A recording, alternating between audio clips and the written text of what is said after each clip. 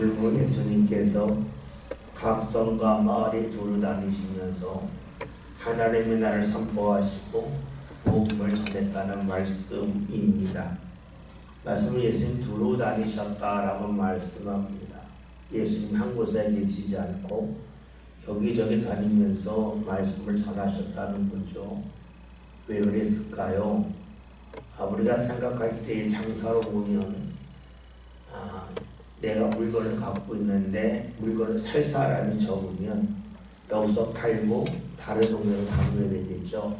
그러니까 그렇게 생각할 수도 있어요. 근데 예수님이 그렇게 하신 이유는 다릅니다. 물건을 파는데 살 사람이 없어서 다른 곳을 이동하는 그러한 장사치와는 다르다는 거예요. 예수님 말씀을 전하실 때에 사람들이 왔는데 사람들이 그 동네 사람 다 들었기 때문에 안 오니까 다른 마을로 가신 것이 아니라는 거예요. 말씀을 전하실 때에 많은 사람이 오는데 어디서 오냐면 심지어 다른 마을에서도 갔어요. 예수님 가만히 계셔도 수많은 사람들이 모여들었을 겁니다. 그리고 그들이 말씀을 듣기도 하고 예수님을 통하여 아픈 몸이 낫기도 합니다.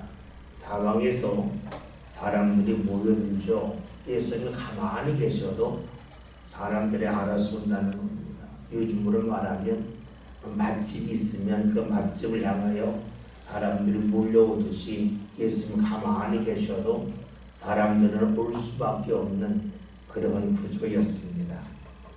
근데 예수님이 그렇게 하지 않으셨다는 거예요. 두루 다니셨다는 겁니다. 왜 그렇게 하셨을까? 우리가 누가복음 앞에서 보았던 말씀을 함께 봅니다. 4장 42절에서 44절입니다. 4장 42절에서 44절의 말씀. 다 같이 함께 보겠습니다.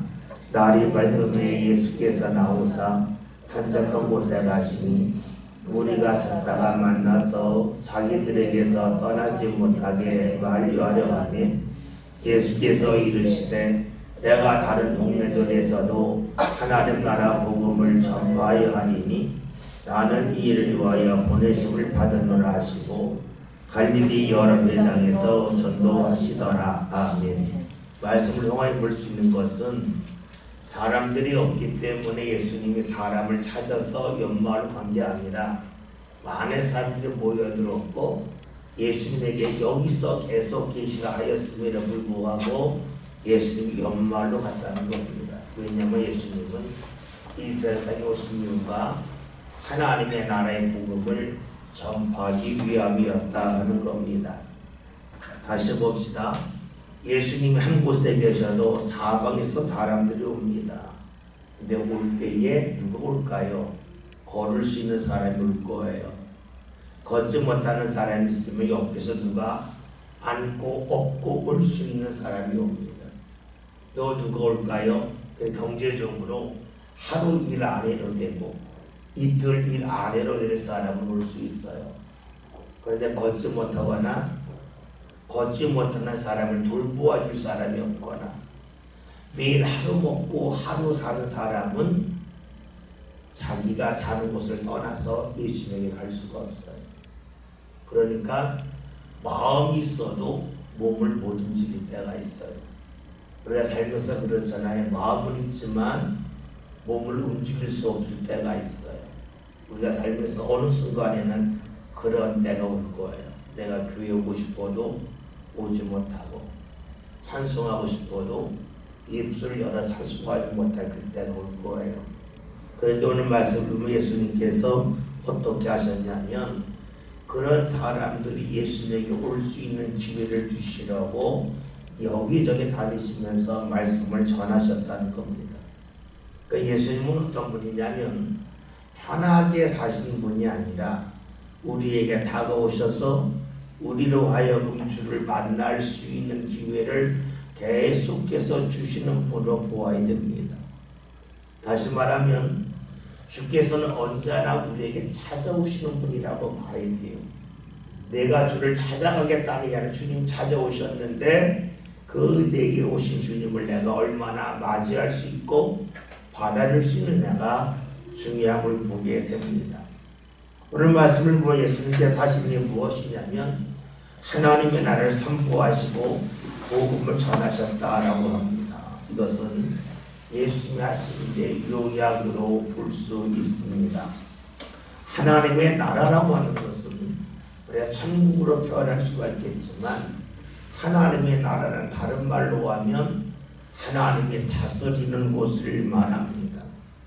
다스리는 곳이라고 할 때 우리는 장소를 생각할 수 있겠지만 예수님이 말씀하신 하나님의 나라는 하나님이 다스림을 경험하는 그런 삶을 사는 것을 하나님의 나라라고 말합니다.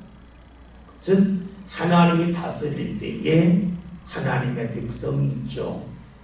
그래서 우리가 하나님의 나라라고 하는 것은 우리나라는 우리나라의 법이 있잖아요. 하나님의 나라는 하나님 나라의 법에 따라 사는 것을 말합니다. 말이 좀 복잡해지죠. 우리 주기도 한번 생각해 봅시다. 하늘에 계신 우리 아버지여 족하다가 우리가 우리의 죄를 용서하여 줄 것 같이라고 하는 그런 기도문이 있습니다.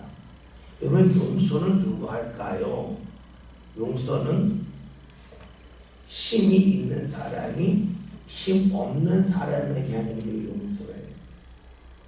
그래서 주께서 용서하라고 하는 것은 다른 말로 말하면 너희가 세상에서 힘이 없다 할지라도 하나님의 나라에서는 그런 게 아니다.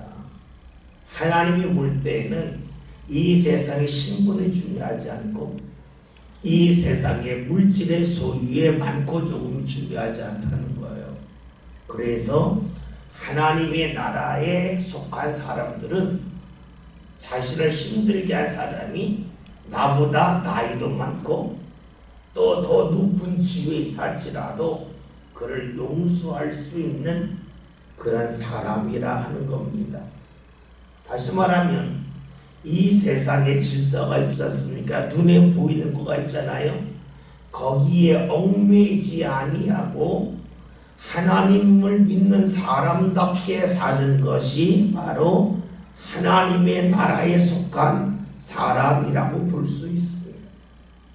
그러니까 우리가 하나님의 나라에 속에 산다고 하는 것은 내가 살고 있는 이 송내동을 떠나서 다른 곳을 이사하는 것을 말하는 것이 아니라 이곳에 살고 이곳에 똑같은 사람을 만나지만 내가 눈에 보이는 것에 얽매이지 않고 사는 것이 바로 하나님의 나라를 믿고 사는 사람이라는 겁니다. 다시 봅시다. 우리가 눈어볼 때에 이것은 아니다 하는 것이 있어요. 이것은 할 수 없다는 게 있어요. 그런데 그것을 하는 것이 바로 하나님의 나라라는 거예요. 그래서 예수님이 왜 병자를 고치셨는가? 이 병은 고침받을 수 없다고 사람들이 단정하지만 하나님의 나라에서는 사람들이 할 수 없다고 하는 것을 한다는 거예요. 귀신들이 자가 있잖아요. 사람도 어떻게 손을 댈 수가 없어요. 그런데 하나님의 나라에서는 사람들이 손댈 수 없는 것을 손대신다는 거예요. 이것을 주께서 행위를 통하여 보여주셨습니다. 그러면서 무엇을 하기를 원하셨을까요? 눈에 보이는 것에 얽매이지 말라는 거예요. 다시 말하면 다른 사람들이 판단하는 것과 똑같이 판단하며 살지 말라는 거예요. 그래서 예수님이 병자를 고쳐주신 거예요.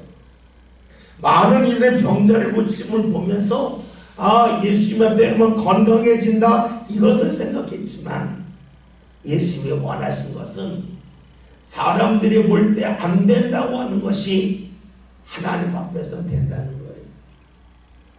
다른 말로 하면 내가 누군가를 용서할 수 없다고 여기지만 하나님이 나를 다스리면 용서할 수 있다는 것을 말합니다.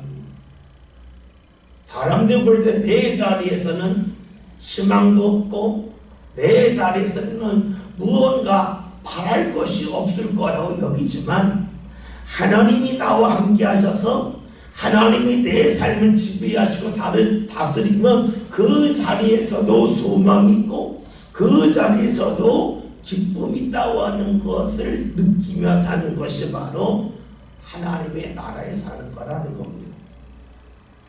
즉 하나님의 나라를 선포하셨다고 하는 것은 자리를 뛰어넘고 산다라고 볼 수 있습니다. 복음을 전파했다고 그랬어요. 복음은 예전에 말씀드렸는데 이 복음이라는 것은 그 당시 로마 사람들이 전쟁에서 승리하고 들어올 때 외치는 것이 복음이었어요. 이같다는 겁니다. 여러분 이것을 신앙적으로 보면 무엇이 될까요? 내가 이 자리에서 생각할 수 있는 게 있어요. 근데 그 생각을 뛰어넘는 거예요. 예수님의 말씀대로 하면 누가 내 뺨을 때렸어요. 뭐 화를 내야 되잖아요. 근데 이것을 뛰어넘어서 한 뺨 더 돌려내는 거예요. 이게 뭐예요? 이긴 거예요. 환경을 이긴 거예요. 관습을 이기는 거예요. 그래서 우리가 복음이라고 하는 것은 무엇을 말하냐면 내가 누군가와 싸워 이겼다고 하는 것이 아니라 내가 보통 때에 행했던 그 반응을 내가 뛰어넘어서 그 반응대로 살지 않고 내가 나한테 이기는 거예요. 과거의 내 모습과 오늘의 모습이 다른 거예요. 그것이 바로 복음이요 승리라고 볼 수 있어요.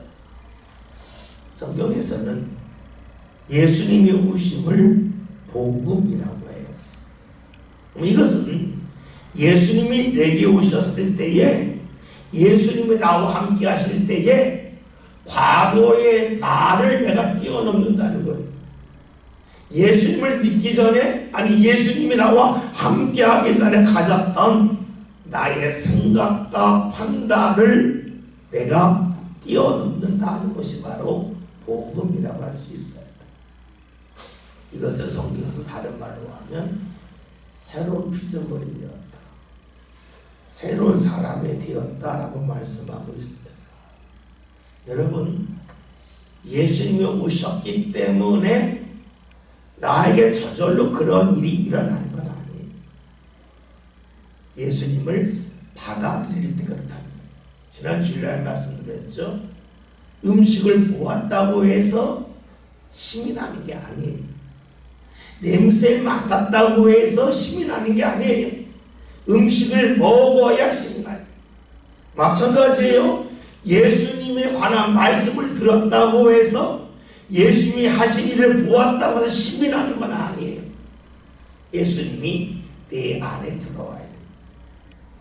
다시 말하면 우리가 누군가를 보았더니 교회에서 기도하다 그 사람이 나는 걸 봤어요. 보았기 때문에 달라지나요? 아니라니. 예수님이 내 안에 들어와야만 내가 달라진다는 거예요. 그러면 예수님이 내 안에 들어온다는 것이 무엇일까 하는 거예요. 지난주 부활절날 말씀드렸죠. 어린아이가 말을 배울 때에 들어서 말을 하진 않아요. 자꾸 입으로 옹알려야 돼요. 자꾸 반복해야 그 말이 자기의 말이 돼요. 예수님이 우리 안에 들어오려면 우리가 자꾸만 예수 이름을 불러야 돼요. 찬송하고 기도해야 돼요. 그래야 내 지식이 달라지는 게 아니라 내 마음이 달라지고 나의 반응이 달라져요. 앞에 복음이 뭐라 그랬습니까? 이겼다는 거죠. 한 뺨을 맞았는데 같이 때리지 않고 돌려야 된단 말이에요. 이거는 내가 과거에 하지 않았다는 거예요. 근데 그것이 된다는 거예요. 그것이 언제예요? 예수님이 내 안에 들어올 때에 가능함을 볼 수 있습니다. 오늘 말씀 1절 맨 마지막에 있는 말씀을 보면 예수님이 하나님의 나라 선포하고 복음을 전하실 때에 12제자가 함께했다 하는 말씀이 나옵니다. 잠시 12제를 생각해 봅시다. 12제자가 예수님이 하신 일을 많이 보았습니다. 그리고 하나님의 나라가 무엇인지, 복음이 무엇인지 많이 들었습니다. 그런데 이들은 예수님이 십자가에 달리실 때 다 도망갔어요. 다시 말하면 예수님을 믿고 따르지 아니할 때의 모습이 그대로 나타났습니다. 무엇을 할 수 있습니까? 보는 것과 자리 잡는 것은 다르다는 거예요. 보았다고 해서 되는 게 아니에요. 들었다고 해서 되는 게 아니에요. 우리의 신앙이 말씀을 많이 들었다고 해서 성장하는 게 아니라는 거예요. 우리의 신앙은 언제 성장하는가? 주님이 나한테 자리 잡을 때 가능하다는 거예요. 자리 잡을 때 어떤 일이 생깁니까? 내가 지금까지 자리 잡기 전에 보았던 수많은 것들이 내 신앙의 자양분이 됩니다. 우리가 이런 얘기를 하잖아요. 요리를 못했던 사람이 어느 날 어렸을 때에 할머니가 해줬던 음식이 그 맛이 떠올라서 그 음식을 어떻게 하면 만들 수 있겠다 만들다 보았더니 그 할머니가 했던 음식 맛이 나왔다.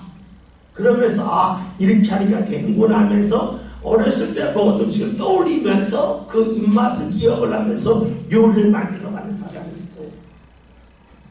어떤 사람입니까? 과거의 경험이 오늘 내 삶을 이끌어가는 사람이에요.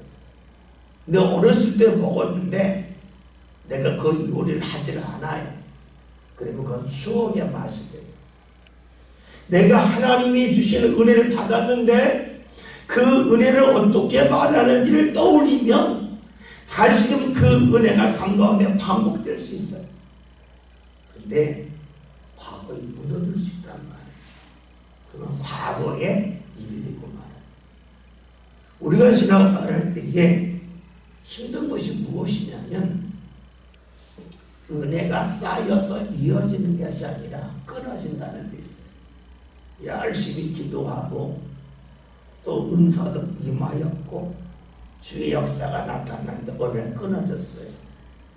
이 끊어진 것이 다시 회복이 돼서 떠올라서 어렸을 때 먹었던 그 음식의 맛을 떠올리면서 요리를 만들어가면 그 맛을 나름대로 만들어가요. 근데 기억은 하는데 만들지가 않으면 다시금 그 맛을 볼 수가 없어요. 내가 신앙생활을 하면서 주의 은혜를 언제 받았을까를 떠올리면서 언제 받았지? 어떻게 받았지? 그리고 그 은혜 받기 내가 무엇을 힘썼지? 이것을 떠올리면서 그 은혜 맛을 찾아갈 때 비로소 과거의 신앙의 경험이 오늘 내 삶의 힘이 됩니다. 그런데 그걸 만들어가지 않으면 과거의 모든 체험이 예전 일이 돼요. 예전 일이라고 하는 것은 지나간 일이 됩니다. 그리고 다시 떠올리지 못한다는 거예요.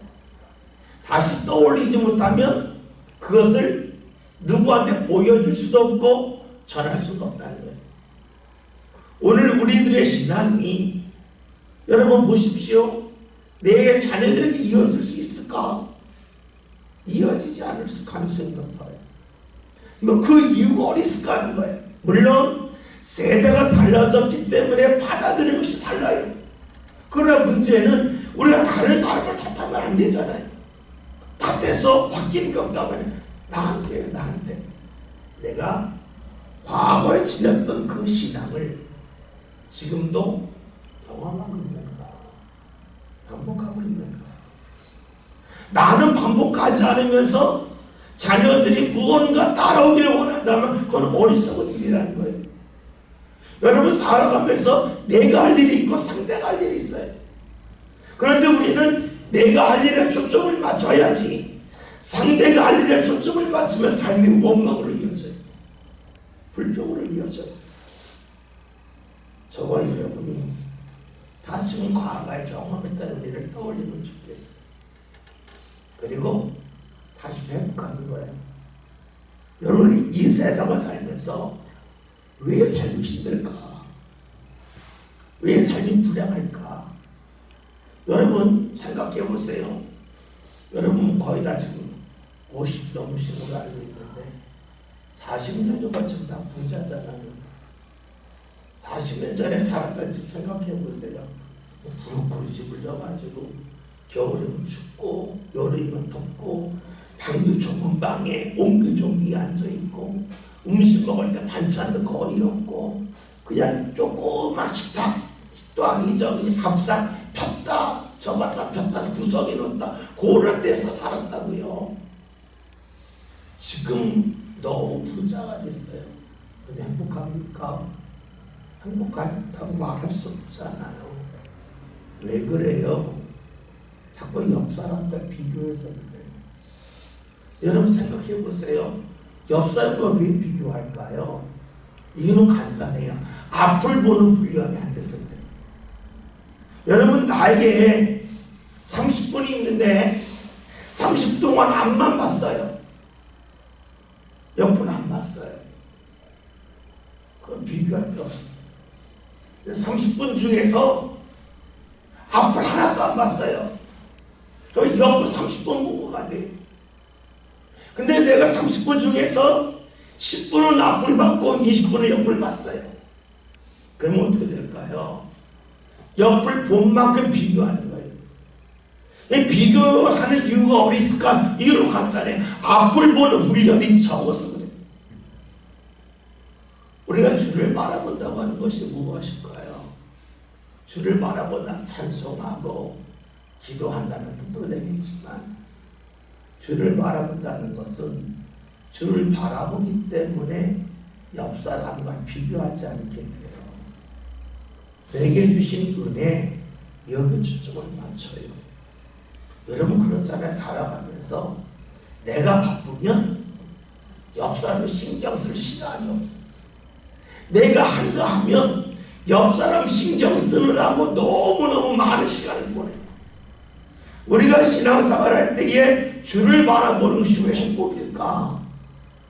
그것은 주를 바라보는 순간에 옆 사람과 비교해서 벗어나요.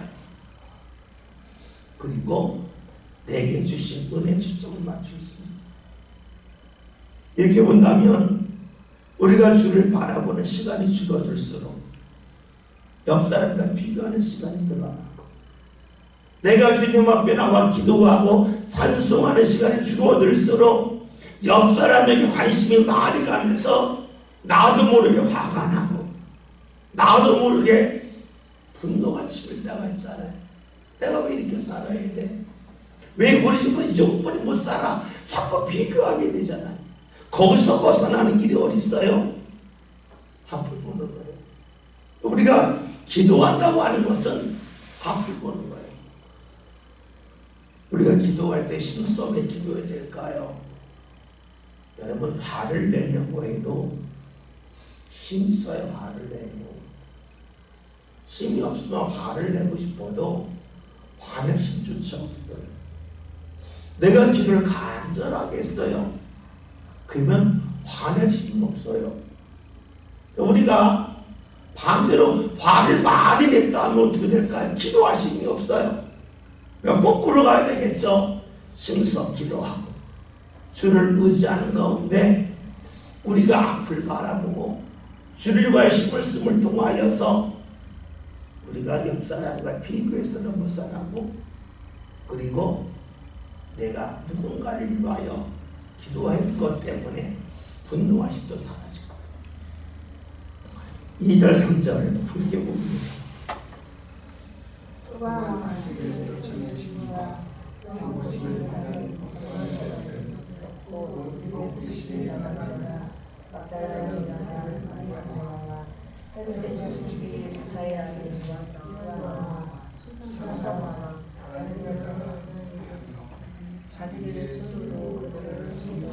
아멘. 2절 3절에는 말씀 여자라고 쭉 나와 있어요. 근데 3절 맨 마지막에 함께하여 자기들의 소리로 그를 섬겼다. 함께한 것이 1절에서 12 제자인데 2절 3절에 있는 말씀을 보면 여자들이 주님과 함께하는 거예요. 누가복음에만 나와 있는 말씀인데, 누가복음이라는 말씀을 다 보면 예수님이 다니실 때에 12 제자들이 예수님을 따라다녔지만 여자를 따라다녔다. 여자를 왜 따라다녔을까? 말씀을 보면 자신들이 가지고 있는 소유물을 가지고 주를 섬겼다는 거예요. 다시 말하면 예수님이 날마다 오병이의 역사를 일으켜서 먹을 것 없는데 기도하니까 먹을 것이 생기고, 또 기도하니까 반석에서 물이 나서 물 마시고, 그게 아니었다는 거예요. 그렇게 행하실 때도 있지만 대부분은 여자들이 갖고 있는 재산을 모아가지고 예수를 따라다니면서 필요할 때에 예수님과 제자들이 먹을 음식을 가지고 왔고, 또 사람들이 아무것도 가져오지 않으면 어디 가서 필요한 것을 사서 공급했다는 거예요. 그 일을 여자들이 했다는 겁니다. 근데 생각할 것은 그 당시 남자 중심 사회잖아요. 그러면 여자들이 돈을 쓰려면 조건은 둘이, 하나는 남자의 허락을 받든가 아니면 남자가 죽었습니다. 그런데 예수님과 함께 따라다녔다고 하는 것은 이 여자의 남편이 죽었다는 거예요. 여자들의 남편이 죽었기 때문에 물질을 자기 마음대로 쓸 수 있었다는 거예요. 그런데 또 하나는 여자들이 할 수 있는 일이 없기 때문에 물질로 주님을 섬길 때에 나간 게 있으면 들어오는 게 있어야 되잖아요. 농사를 지으면 쓰고 나도 다음에 축사로 채워지잖아요. 근데 여자는 그럴 수가 없단 말이에요. 그러니까 예수님을 섬기면서 이들의 소유물이 시간이 지나면 지날수록 줄어갔다는 거예요. 그런 대로 했다는 거예요. 요즘 말로 하면 노후대책을 세우지 않았다는 거예요. 그런 대로 주를 따랐다라고 하는 겁니다. 다시 말하면 계산에 얽매이지 않았다는 거예요. 사람의 계산이 안 들어갔다는 거예요. 이것은 하나님의 나라를 믿고 따른 결과라고 볼 수가 있습니다. 여자들은 약해요. 약했기 때문에 오히려 더 주를 의지했을 거예요. 우리도 신앙생활 할 때에 내가 약하다고 하는 걸 느낄 때에 주를 의지하죠. 아쉬움이 있을 때에 주를 의지하죠. 내게 부족함이 없다, 내가 강하다 할 때에 주를 의지하기가 어려워요. 그럼 여러분 봅시다. 내가 언제 약해질까요? 건강이 추천하지 약해질까요? 물질이 부족해서 약해질까요? 예, 그럴 때도 있어요. 그런데 사람이 언제 약해지냐면요, 사랑하는 대상이 있을 때 약해져. 사랑하면 사람이 약해져. 사랑하기 때문에 강해질 때도 있지만 사랑하는 대상 앞에서는 내가 약해져. 그것이 사랑의 특징이에요. 근데 봅시다. 내가 누군가를 사랑해요. 무언가 주고 싶어요. 그래서 그런데 내가 해줄 수 있는 것이 없음을 알아요. 그때 내가 약함을 하는 거예요. 나 약함을 하는 거예요. 다시 봅시다. 여러분의 자녀가 있어요. 여러분의 자녀를 사랑해서 많이 주고 싶어요. 그래서 내가 가능만 하다면 자녀한테 집 한 채 사주고 싶고, 자녀가 평생 쓸 만한 돈을 통장에서 주고 싶어요. 줄 수가 없잖아요. 근데 우리가 가는 마음이 이런 거죠. 에이, 없으니까 어쩔 수 없지. 그럴 수 있어요. 그런데 살아가면 달라지는 거예요. 내가 못 주지만 하나님이 주시면 되지. 그래서 내가 자녀를 사랑하는데 내가 주고 싶은 게 있는데 내가 약해요. 그러니까 하나님을 찾아. 그런데 여러분, 에이, 세상이 그렇지. 없으면 어쩔 수 없지. 여러분, 그렇다면 물어야 돼요. 내가 정말로 사랑하는가? 내가 얼만큼 사랑하는가? 그래, 사랑이라고 하는 것은 줘도 끝이 없는 거잖아요. 근데 내가 줄 수 없으니까 에이 어쩔 수 없어, 이것이 사랑인가? 내가 줄 수 없기 때문에 어떻게 해서든지 길을 만드는 게 사랑일까? 우리는 사랑이라고 말할 때에 사랑한다고 말하지만 내 사랑의 정도가 얼마나 약한지에 대해 생각을 안 할 때가 많아. 왜냐하면 다른 사람이 그러니까 나는 그렇게 산다고 생각을 해요. 사랑은 그게 아니잖아요. 우리가 언제 약함을 느낍니까? 내가 사랑할 때예요. 내가 자녀를 사랑하는데 자녀는 줄 게 없는 거예요. 그러니까 어떻게 해요? 내가 하나님 앞에 약한 모습으로 나오는 거예요. 근데 내가 줄 게 없는데 아이 다 그렇지 뭐. 그렇게 가면 내가 아무것도 안 해요. 사랑하면 약해질 수 있어. 내가 왜 주님 앞에 구하지 않을까? 반대로 보면 내가 약하지 않아서 그래. 내가 약하지 않은 이유는 내가 분명히 사랑하는 대상이 없기 때문에 그래. 사랑하는 대상이 있으면 약해져. 저와 여러분이 다시 한번 생각해 봅시다. 우리가 살아가면서 다른 사람들이 하는 것을 보고 그만큼만 하면 돼 라고 생각할 때가 있어요. 그것은 내 삶이 아니에요. 옆 사람의 삶을 사는 거예요. 앞에서 그랬잖아요. 우리가 앞을 보면 옆을 볼 시간이 없다고. 우리가 하나님의 사랑에 초점을 맞출 때에 옆 사람이 살아가는 방식에 얽매이지 않아요. 우리가 사랑하기 때문에 약해질 수 있고 약함을 알기 때문에 술을 찾을 수 있습니다. 저와 여러분이 난 할 만큼 했어. 물론 그럴 수 있어요. 할 만큼 했다는 게 뭐예요? 내 힘으로 할 만큼 했다는 거예요. 그런데 내가 주를 믿잖아요. 그러면 내가 할 만큼 했다고 할 때에는 내 힘으로 할 만큼 하는 거와 더불어 내가 주님과 연결시켜 자녀들에게 할 수 있는 게 있잖아요. 여러분들이 아는 사람이 있으면 그 사람과 내 자녀가 하는 이 연관이 있으면 연결시켜 주려고 그러지. 가만히 있다가 네가 알아서 해. 안 그러잖아요. 내가 아는 사람이 있으면 그 사람과 연결시켜 준단 말이에요. 그러면 내가 신앙생활을 하는 것은 하나님을 안다는 거고 하나님을 믿는다는 것 아니겠어요?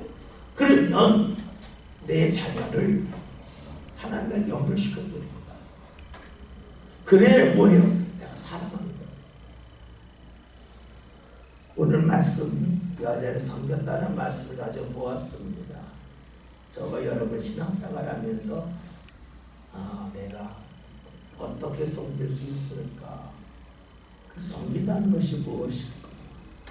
그리고 주를 따른다는 것이 무엇일까? 다시 한번 뒤돌아보고 내가 어떻게 섬기고 어떻게 신앙생활 하는 것이 과연 맞는 것일까 살폈으면 좋겠습니다. 보았다고 해서 들었다고 해서 신앙생활이 완성되는 건 아니에요. 주가 내 안에 들어와야 돼요.